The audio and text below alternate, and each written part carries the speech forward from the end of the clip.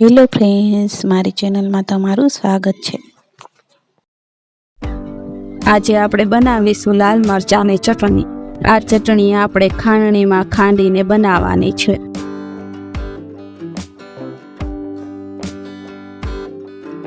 કોથમીર, લાલ મરચાં, લીલા મરચાં, લસણ, જીરું, ખાંડ અને મીઠું। હવે તેને ખાંડણીમાં નાખી દેશું।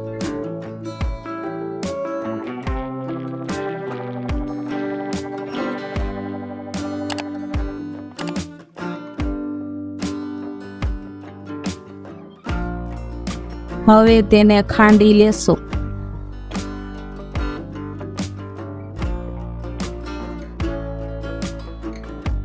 એક ચમચી જીરું અને સ્વાદ અનુસાર મીઠું ઉમેરીશું।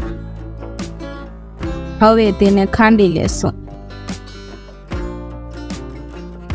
તેમાં 2 ચમચી ખાંડ ઉમેરીએ। તેને સારી રીતે ખાંડી લઈએ।